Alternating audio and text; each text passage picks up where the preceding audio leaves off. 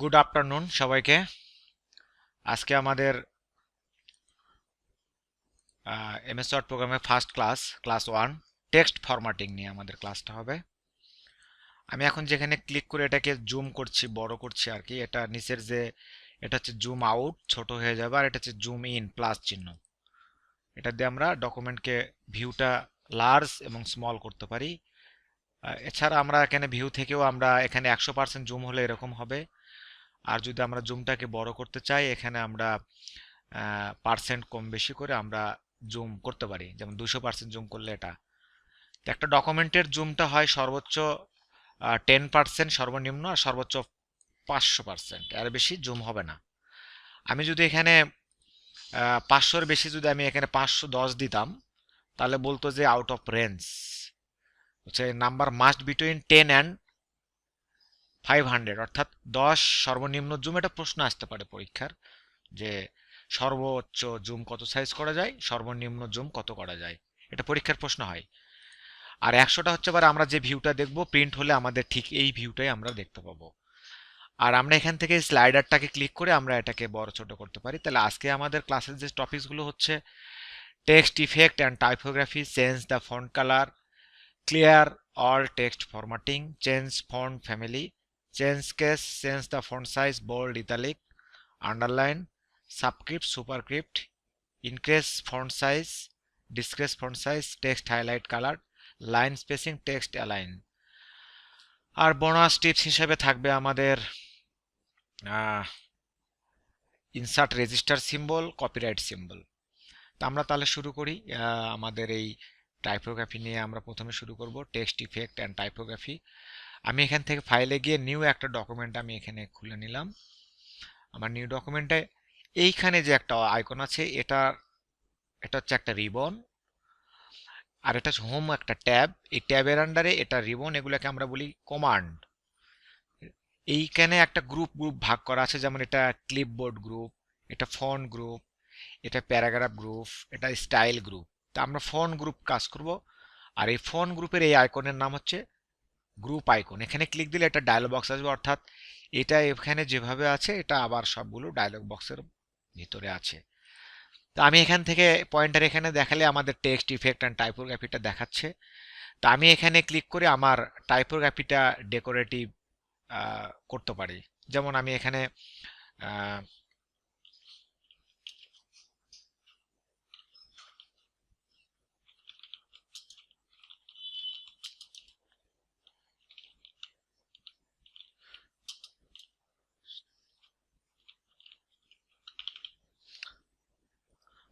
স্পেলিংটা ঠিক করে নিলাম, মাইক্রোসফট ওয়ার্ড ফার্স্ট ক্লাস। এটা লেখার পরে আমি যদি ডাবল ক্লিক দিই একটা করে শব্দ আমার নির্বাচন হবে। আমি যদি পরপর 3 টাইমস ক্লিক দিই তাহলে পুরো লাইন। আবার আমি যদি বাইরে ক্লিক দিই এই মার্জিনের বাইরে, তাও পুরো লাইনটা সিলেক্ট হবে। এটা সিলেক্টিং মেথড। আরও একটা মেথড আছে, আমি এখানে পয়েন্টার রাখলাম, শিফট প্রেস করে হোল্ড ডাউন শিফট, আবার যেই পর্যন্ত আমি ক্লিক করব, যেখানে মাউস দ্বারা ক্লিক করব সেই পর্যন্ত লেখাটা সিলেক্ট হবে। আচ্ছা, আমি পুরো লেখাটাকেই আমি ডেকোরেটিভ করতে চাই। আমি এখান থেকে দেখো এটা আমার একটা ডেকোরেটিভ হয়ে গেল। তারপর এখান থেকে আমরা ইনক্রিজ ফন্ট সাইজ, আমি এখানে ক্লিক করলে ফন্ট সাইজ বড় হবে, আবার এখানে ক্লিক করলে ফন্ট সাইজ ছোট হবে। তাহলে এটা ডিসক্রিজ ফন্ট সাইজ। আচ্ছা, এখন আমি এটা ডেকোরেটিভ করে নিলাম। আমি এখান থেকে যদি ডেকোরেটিভের স্টাইল চেঞ্জ করি, আমি এরকম চাই, এরকম আসবে। আমি যদি এখান থেকে এরকম চাই তাহলে আমার এরকম আসবে। এছাড়া আমার এখানে নিচে যদি আরো যাই, আমরা এখানে আউটলাইন ভিউ আছে, শ্যাডো আছে। আমাদের লেখাকে যদি আমরা শ্যাডো আকারে দিতে চাই, শ্যাডো। এছাড়া আমাদের রিফ্লেকশন আছে, আমরা যদি লেখাকে রিফ্লেক্ট আকারে দেখতে চাই, একটু দেখা যাচ্ছে যে এখানে রিফ্লেক্ট হয়েছে আর কি। আমরা এখান থেকে এই টাইপোগ্রাফি গুলো আমাদের ডকুমেন্টে এখানে আছে গ্লু। আমরা অনেক সময় দেখি যে লেখাগুলো কিরকম গ্লু টাইপের লেখা হয়। তো আমরা ওয়ার্ডে এখন এই আপগ্রেড ভার্সনগুলোতে আমরা এই ডেকোরেটিভ কাজটা করতে পারি। এখন আমরা তো অনেকগুলো ফরম্যাট করে ফেলেছি, আমরা চাই না এরকম ফরম্যাট, আমি সিম্পল টেক্সট চাই। তাহলে আমার এখানে আমি বলেছিলাম যে আমরা এখানে একটা কাজ শিখবো যে ক্লিয়ার অল টেক্সট ফরম্যাটিং। এটা তাহলে এখন আমি যদি এইখানে এই যে আমার দুইটা ডকুমেন্টকে ওপেন করা আছে, আমি এখন এই ডকুমেন্টে যাচ্ছি, আমি এটাকে সিলেক্ট করার পরে এই যে একটা অপশন আছে যে ক্লিয়ার অল ফরম্যাটিং, এখানে ক্লিক দিলে আমার সিম্পল যে লেখা ছিল সেই লেখাই চলে যাবে। তাহলে আমরা যতই ফরম্যাটিং করি যা করি, আমরা আবার ক্লিয়ার ক্লিন যে নর্মাল টেক্সট সেখানে আমরা ফেরত যাওয়ার জন্য আমরা এখান থেকে ক্লিয়ার অল ফরম্যাটিং ব্যবহার করতে পারি। তাহলে আমাদের গেল টাইপোগ্রাফিটা গেল। টাইপোগ্রাফির পরে আমরা এখানে ফন্ট সাইজ বড় ছোট করলাম, আমি এখানে ডাইরেক্ট লিখে দিয়ে আমি এখানে বললাম যে 40 ফন্ট চাই, আমি 40 ফন্ট লিখে দিলাম, আমার 40 হয়ে যাবে। এখন একটা বিষয় হচ্ছে এখানে ডিফল্ট অবস্থায় সর্বনিম্ন ফন্ট 8, সর্বোচ্চ 72, কিন্তু এটা ডিফল্ট। সর্বনিম্ন 1 সাইজ ফন্ট, যেটা মানুষের চোখের দেখার সাধ্যের বাইরে, 8 সাইজ থেকে মানুষ চোখে দেখতে পারে। এটা 100% জুম করলে আমরা বুঝবো এটা হচ্ছে 8 সাইজ, এটা মানুষের চোখে ধরার মতো লেখা। আমরা 8 সাইজের নিচে কখনো কোনো টেক্সট টাইপ করব না কোথাও।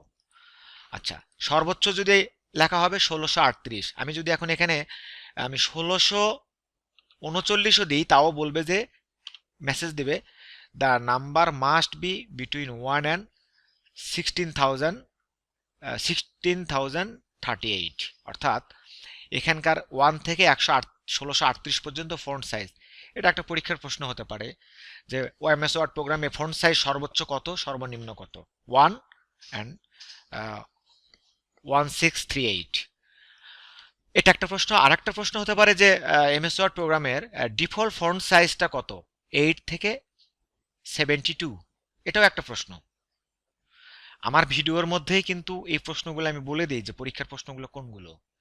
তাহলে ডিফল্ট সাইজ 8 এবং 16। আচ্ছা, অনেক সময় যেমন এখানে 8, 9, 10, 11, তারপরে দেখেন 12, 14, 16, 18 লেখা থাকে যে 12-র পরের সাইজ ফন্ট সাইজ কত, কেউ যদি বলে 13 হবে না, 14, 16, 9-এর পরের ফন্ট সাইজ কত, 10, এটা আছে। এই জিনিসগুলো মাথায় আমাদের যেন থাকে। তাহলে আমার এটা গেল, আমরা এখান থেকে ফন্ট ইনক্রিজ করলাম। এটার আবার শর্টকাট কি আছে, আমরা এখানে পয়েন্টার রাখলে এখানে দেখা যাচ্ছে কন্ট্রোল রাইট অ্যাঙ্গেল। তাহলে আমরা কন্ট্রোল, এটা অ্যাঙ্গেলটা আমার কিবোর্ডে দুইটা আছে, উপরের লেখাগুলোকে আমরা অ্যাঙ্গেল দিয়ে লিখি, তাই না, মানে শিফট দিয়ে লিখি। তাহলে কন্ট্রোল শিফট দিয়ে যদি আমি সিলেক্ট করে করি তাহলে 2 সাইজ করে লেখার, এখানে আমরা দেখলে বুঝতে পারবো 2 সাইজ করে লেখা বড় হচ্ছে। আবার ক্লোজিং মানে ওপেনিংটাতে দিলে ওপেনিং অ্যাঙ্গেল, যেটা আমরা স্মলার দেন বলি লজিক্যাল ভাষায়, আর এইটাকে আমরা বলি স্মলার দেন, গ্রেটার দেন, এটাকে আমরা বলি স্মলার দেন চিহ্ন, এই চিহ্নটাকে আমরা বলি স্মলার দেন, ছোট, ক্ষুদ্রতম। এটাকে আমরা লজিক্যাল বা তুলনামূলক অপারেটর, রিলেশনাল অপারেটর বলি।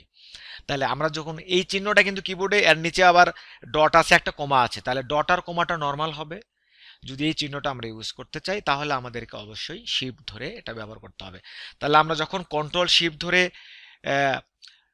মানে লেস দেন চাপবো তখন এটা ছোট হবে 2 সাইজ করে, হ্যাঁ। আবার যখন এটা আমরা গ্রেটার দেন চাপবো তখন এটা 2 সাইজ করে বড় হবে। আরেকটা আছে এইটা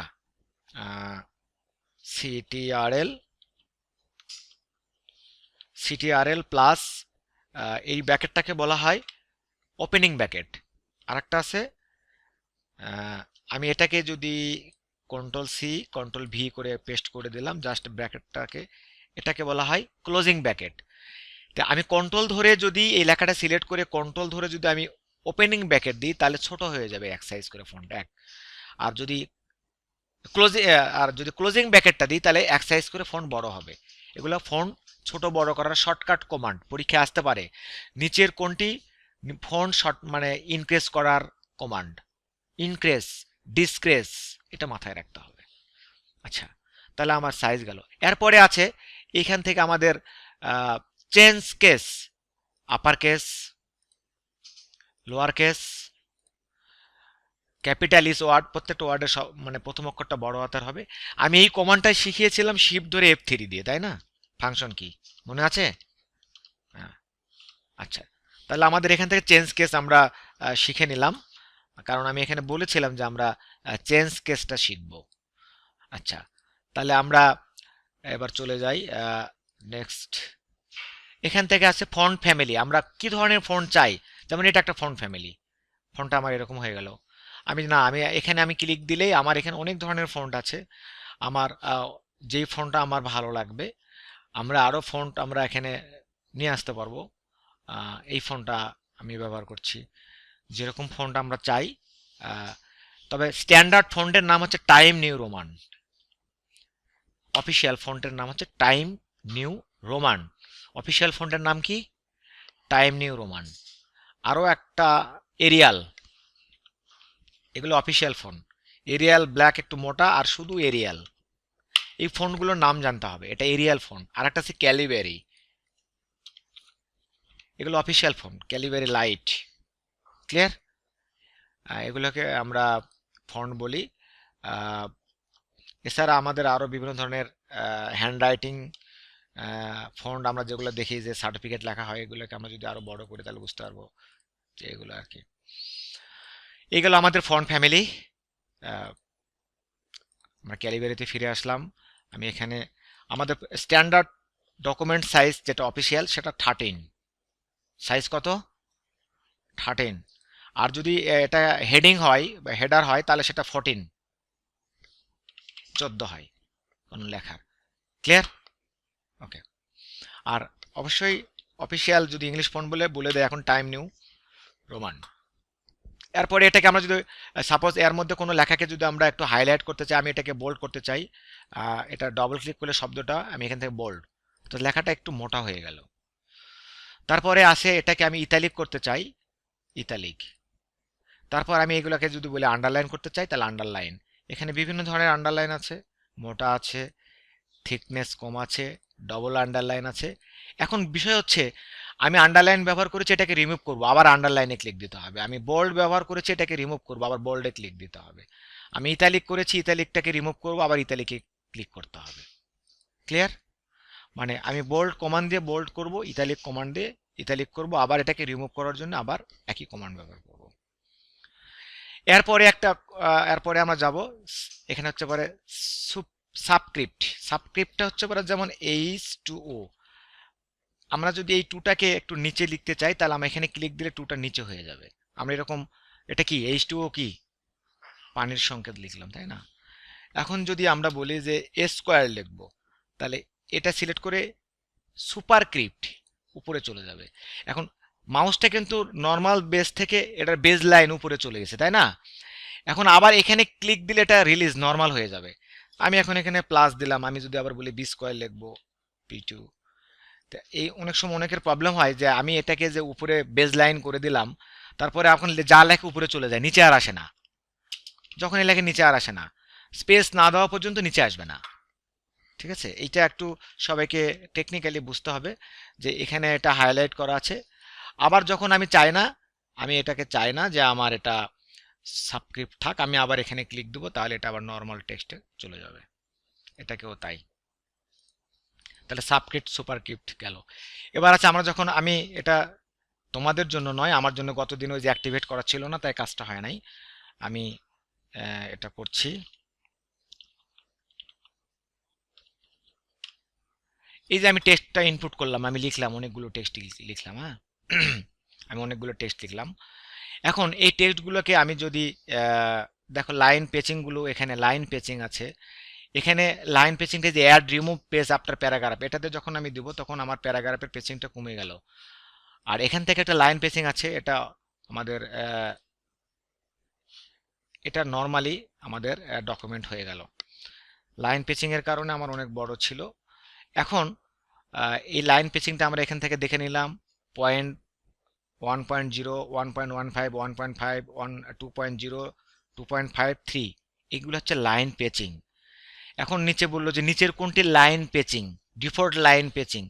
এই কয়েকটা যদি থাকবে, যে ভ্যালু থাকবে সেটা ডিফল্ট, আদার ভ্যালু থাকলে সেটা নয়। তাহলে নিচের কোনটি লাইন ডিফল্ট লাইন পেচিং নয়?